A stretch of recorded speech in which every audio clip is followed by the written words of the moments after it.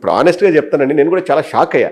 నేను జగన్ గారితోనే 3 సార్లు అన్న మీరు నన్ను గుర్తుపెట్టుకున్నారన్న, మీరు నన్ను గుర్తుపెట్టుకున్నారా అన్న అని చెప్పేసి నేనే పులివెందులో గెస్ట్ హౌస్లో కలిసినప్పుడు జూలైలో వచ్చినప్పుడు నేను ఈ మాట అన్నా.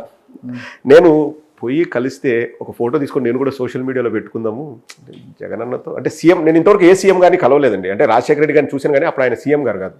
సో డైరెక్ట్గా ఒక ప్రత్యక్షంగా ఒక ముఖ్యమంత్రిని అంటే నా జీవితంలో చూడడము జగన్ గారినే first time as a chief minister. అంటే ప్రతిపక్ష నాయకుడిగా ఉన్నప్పుడు కలిశాను కానీ ఒక ముఖ్యమంత్రిని నేను వెళ్ళి పలకరించడమే ఫస్ట్ టైం.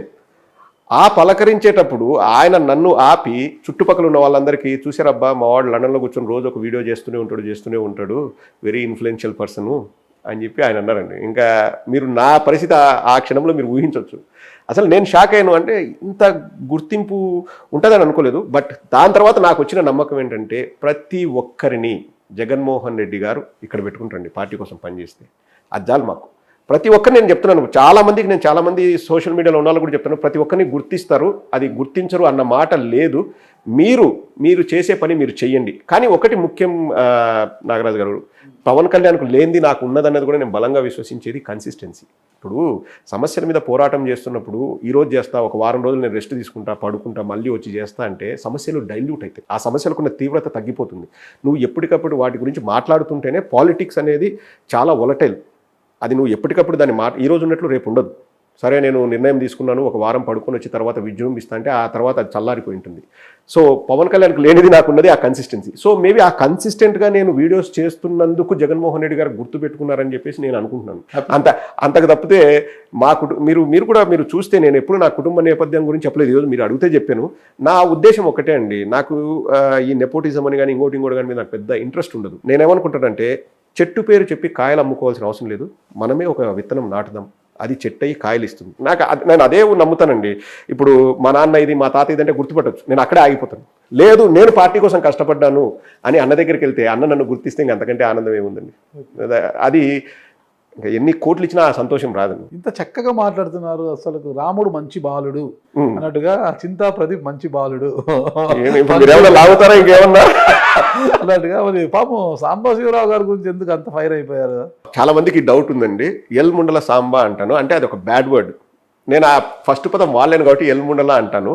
ఒక డిబేట్లో పోసాని కృష్ణమురళి గారితో కూర్చొని ఆయన మాట్లాడుతూ, నాకు అంతకుముందు ఆ వ్యక్తి ఎవరో కూడా తెలియదండి, మాట్లాడుతూ సినిమా ఇండస్ట్రీలో ఎల్ముండలు లేరా అన్నాడు.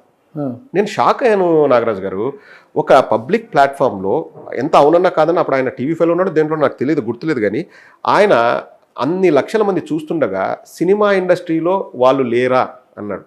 అది నాకు అంటే that is the first time నేను ఆయన గుర్తుపెట్టుకుంది. అంటే ఆ విధంగా నా మైండ్లో రిజిస్టర్ అయింది. సో నేను ఏదైనా ప్రస్తావించినప్పుడు నీకు అసలు నీతి నియమాలు ఉన్నాయా, నువ్వు ఆ మాట మాట్లాడవచ్చా? అందుకు నేను ఎందుకో క్యాజువల్గా స్టార్ట్ చేసినండి, ఈయన సాంబా కాదు, ఈయన ఎల్ముండల సాంబా, ఇది ఈయన నేపథ్యం అని. అది అలా చొచ్చుకుపోయి 2-3 సార్లు నా గురించి కూడా ఏదో అన్నాడండి, కొన్ని కుక్కలు వచ్చి వాగుతాయి మొరుగుతాయి అని చెప్పేసి. నేను దానికి కూడా ఏమి మళ్ళీ నేను కుక్క అయితే నువ్వు పంది, నేను అట్లా కూడా అన్నానండి. ఎందుకంటే ఇక్కడ అంటుంటారు మామూలుగా. అంతే. నాకు సాంబశివరావు గారితో వ్యక్తిగతంగా కోపం ఉండదండి. పదే నేను 10 మాటలు జగన్మోహన్ రెడ్డి గారి గురించి చెప్తే అవి నిజమవుతాయని వారు ఏదైతే ఆలోచిస్తున్నారో ఆ ఆలోచన మీద నా యుద్ధం. పిచ్చోడా, నువ్వు అట్లా ఆలోచిస్తే ప్రజలు నమ్మరు, ఎందుకంటే వాస్తవాలు చెప్పేవాళ్ళు కూడా ఉన్నారు, నీ తాట తీసేవాళ్ళు కూడా ఉన్నారు అని చెప్పేసి నా ఆలోచన. అంతే. ఇప్పుడు సాంబశివారెడ్డి గారు వచ్చేసి ప్రదీప్ సాంబశివరావు సాంబశివరావు గారు వచ్చేసి ప్రదీప్ ఇద్దరం కాఫీ తాగుదాం అంటే హ్యాపీగా తాగుతాను, నాకేం ప్రాబ్లం లేదు. నాకు సాంబశివరావు గారితో గొడవ లేదు. కానీ నేను అబద్ధాలు చెప్తాను, ప్రజలు నమ్మాలి అంటే పోరా పిచ్చోడా అంటారు ప్రజలు. నేను అదే ఆయనకు హెచ్చరించేది, నీ పని ఏదో నువ్వు చేసుకో. ఇప్పుడు జర్నలిజం అనేది చాలా పవిత్రమైన. మీకు ఎంత మంచి పేరు ఉంది నాగరాజు గారు, నేను చెప్పాను అంటే పర్సనల్గా కూడా చెప్పాను, ఐ లైక్ యూ బికాజ్ మీరు అడిగే ప్రశ్నలు మీరు అడుగుతారు. అక్కడ అది కూడా మీరు ఎందుకు అడుగుతారు, మనుషుల నుంచి మ్యాటర్ని బయటికి లాగడానికి మీరు అడుగుతారు. అంతేగాని వ్యక్తిగతంగా మీరు ఏదో సాధించాలని మీకు ఉద్దేశం ఉండదు. నాకేం అవసరం ఉంటుంది.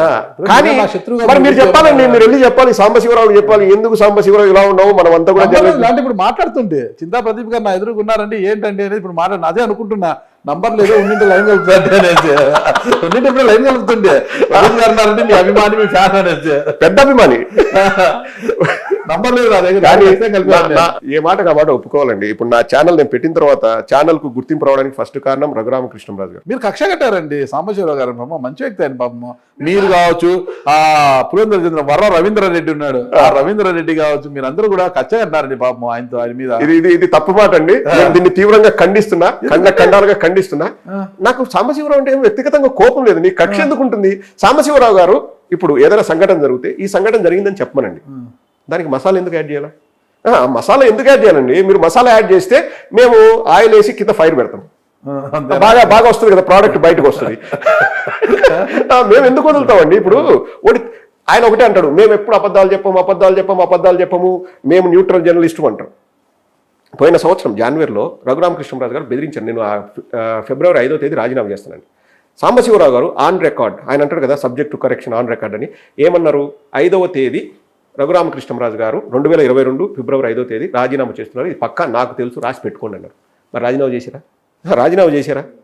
ఆయన ఏబిఎన్ వెంకటకృష్ణ ఏమన్నారంటే ఇంకా మొత్తం మడిచేసుకొని, ఇదేంటి మన గల్లా జయదేవులండి, మళ్ళీ గుండు బాసన వచ్చింది, నేను ఆ మాట అన్నాను. గల్లా అనేస్తారు అంతే, అనబుద్ధి కాదు కానీ అనేస్తాంటారు అంతే. కాదండి, నేను జాగ్రత్త పడుతున్నా. గల్లా జయదేవ్ గారు వారి అమర్రాజా బ్యాటరీస్ ని చుట్టేసుకొని వెళ్ళిపోతున్నారు, ఇది పక్కా కన్ఫర్మ్, మాకు ఇది జస్ట్ మాటలు కాదు, మాకు ఆధారాలతో సహా మాకు తెలుసని ఏబిఎన్ లో వెంకటకృష్ణ గారు అన్నారు. మీరు ఆ యూట్యూబ్ వీడియో చూస్తే కూడా వస్తుంది. మరి వెళ్ళిపోయిందా? కియా మోటార్ ని చుట్టేసుకొని కియా కార్ల కంపెనీని చెన్నైకి తరలించారని చెప్పేసి మూర్తి అన్నారు. మరి కియా కార్ల కంపెనీ వెళ్ళిపోయిందా? ఇవి ఒకటి అంటే మాకు తెలుసు, ఈ రోజుకి ఇది చెప్పేసినామా, అయిపోయింది. వెంకయ్య నాయుడు గారికి ప్రెసిడెంట్ పదవి ఇస్తున్నారు అని చెప్పేసి ఎంత ఊదరగొట్టారు. ఆయన వల్ల తమిళనాడులో ఓట్లు పెరుగుతాయి, కేరళలో పెరుగుతాయి, ఆంధ్రాలో పెరుగుతాయి, హైదరాబాద్లో పెరుగుతాయి. ఆయన ఏదో రమ్మన్నారు ఎక్కడికి, ఢిల్లీకి. వీళ్ళు ఎంత హంగామా చేశారు? తర్వాత వచ్చారా? ప్రెసిడెంట్ అయ్యారా? ఎందుకు అంత ఎందుకు?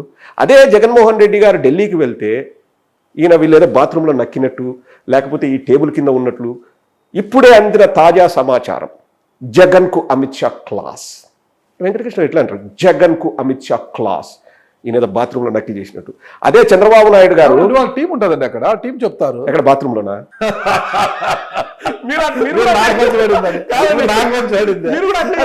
రిపోర్టర్లు ఉంటారు కదా. కాదండి, ఇప్పుడు మన ఇద్దరం మాట్లాడుతున్నాము, మీరైనా బయటికి చెప్పాలి, నేనైనా బయటికి చెప్పాలి, లేకపోతే ఇది లైవ్ వెళ్ళాలి. వాళ్ళది లైవ్ రాదు, వాళ్ళు ఏం మాట్లాడుతున్నారు, వాళ్ళు చాలా కాన్ఫిడెన్షియల్ గా మాట్లాడతారు. జగన్కు అమిత్ షా, అది ఏ క్లాస్ అండి? ఏం క్లాస్ స్పీకర్? అది కూడా చెప్పాలి కదా. అది లేదు జగన్. అదే చంద్రబాబు నాయుడు గారు ఢిల్లీకి వెళ్తే గర్జించిన సింహం చంద్రబాబు నాయుడు గారు, నిప్పులు చెరిగారు చంద్రబాబు నాయుడు గారు, అక్కడికి వెళ్ళి అధికారులను అన్నారు చంద్రబాబు నాయుడు గారు, అక్కడంతా భయభ్రాంతులకు గురై పారిపోయారు. చంద్రబాబు నాయుడు అంటే ఏమనుకున్నారు? చంద్రబాబు నాయుడు దెబ్బ, అందరూ అబ్బా అని చెప్పేసి ఇట్లా మాట్లాడతారు. అక్కడ చంద్రబాబు నాయుడు సూట్ కేసు ఎలా మోసుకెళ్ళాడో అలాగే సూట్ కేసు తీసుకుని ఎన్ని కూర్చోడు, ఎవరు పలకరించలేదు. అంటే అప్పుడు పట్టాభి ఇన్సిడెంట్ జరిగినప్పుడు వీళ్ళు ఎట్లా లేపుతారు? నేను ఈ జాకీలు ఎందుకు అనేది నాకు కోపం అండి. పచ్చ మీడియా మీద నాకు కోపం ఏంటంటే, ఎందుకు ఈ జాకీలు? ఎవరి కోసం ఈ జాకీలు పెట్టడానికి వాళ్ళు డబ్బులు ఇస్తారు, వీళ్ళు తీసుకుంటారు. బులుగు మీడియాకి మీ లాంటి వాళ్ళు ఉన్నప్పుడు పచ్చ మీడియాకి వాళ్ళు ఉంటారండి. నేను ఇప్పుడే మీ ద్వారా ఒకటి చెప్తున్నా అండి. నేను దాదాపు 700 వీడియోలు ఏం చేసింటాను. ఎవరైనా ఒక వీడియో పైకి తీసి ఇది ప్రదీప్ అబద్ధం చెప్పాడని చెప్పండి, నేను యూట్యూబ్ ఛానల్ క్లోజ్ చేస్తాను. నేను ఏమైనా ఆధారం ఉంటే నేను మాట్లాడతాను. నా సొంత వంటకాలు ఉండవు. నేను జగన్మోహన్ రెడ్డి గారిని పొగిడింది కూడా చాలా తక్కువ అండి. ఇప్పుడు నేను పొగిడేది ఏంటంటే నా అభిప్రాయం నేను చెప్తాను. నేను జగన్మోహన్ రెడ్డి గారి గురించి ఇలా అనుకున్నానని చెప్పి పొగడాలండి, తప్పదు. ఎందుకంటే లేదు నేను నాకు ఈ ముఖస్తుతి అనేది నాకు పెద్ద. జమ్మలమడుగు డాక్టర్ వద్దు, యూకే డాక్టర్ కావాలి జమ్మలమడుగుకి అనేసి ఇది నేను వినలేదండి, నేను ఎప్పుడు వినలేదు. అది సుధీర్ రెడ్డి గారి వ్యతిరేకులు ఎక్కువైపోయినారు, ఒక కోర్టు ఎంత తయారైపోయింది, ఆయనకు వ్యతిరేకత ఎక్కువైపోయింది. ఇక్కడ ఎవరూ లేరు, యూకే డాక్టర్ వస్తేనే ఇక్కడ పరిస్థితి చక్కబడుతుంది. యూకే డాక్టర్ కూడా అక్కడ ఉన్న వర్గంతో అంతా కూడా టచ్లో ఉంటున్నారు. మీరందరూ సహకరిస్తే, జగన్మోహన్ రెడ్డి గారు ఎలాగో నన్ను గుర్తిస్తున్నారు, మీరందరూ సహకరిస్తే ఇంకా నేను మంచి మీకు ఎమ్మెల్యేని అవుతాను, మనమంతా బాగా ఉండొచ్చు అనేసి యూకే డాక్టర్ కూడా. నేను ఫస్ట్ టైం వింటున్నాను నాగరాజు గారు. ఇన్ఫాక్ట్ ఇంకో విషయం కూడా చెప్తాను. ప్రొద్దుటూరులో మీట్ పెట్టే ముందు నేను సుధీర్ గారి ఇంటి దగ్గరికి కూడా వెళ్ళాను. వేరే ద్వారా సుధీర్ గారిని కలవాలని కూడా చూశాను. ఆయన చాలా బిజీగా గడపకు వెళ్తూ జమ్మలమడుగులో ఉన్నారని, మళ్ళీ ఈవినింగ్ వచ్చే లోపల మళ్ళీ వేరే చోటుకి వెళ్ళారని చెప్పాను. నేను సుధీర్ నాకు బాగా తెలుసు, అంటే సుధీర్ అని పిలిచేంత చనువు కూడా ఉంది. ఇక్కడ ఒకటండి, నేను ఒకవేళ నిజంగా రాజకీయాల్లోకి రావాలన్నా నేను నమ్మేది ఏంటంటే, ఫస్ట్ మనం కష్టపడాలి.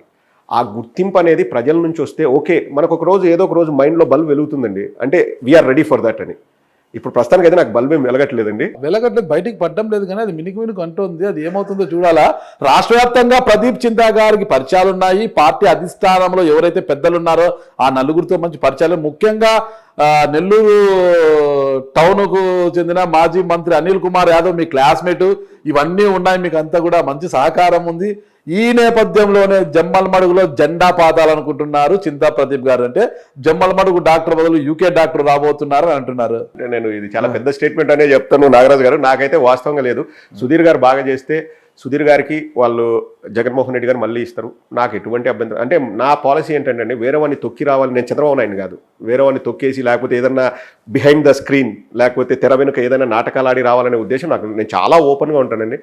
ఒకవేళ ఆ సందర్భం వచ్చిందంటే నేను అంటే నా అవసరం ఉందని వాళ్ళు అనుకుంటే తప్పకుండా మనం చేద్దాం. ఏం చేసినా అల్టిమేట్గా ప్రజలకు మేలు చేయాలి. అవసరం ఉందని తెలిస్తే వస్తారు తప్పకుండా అండి.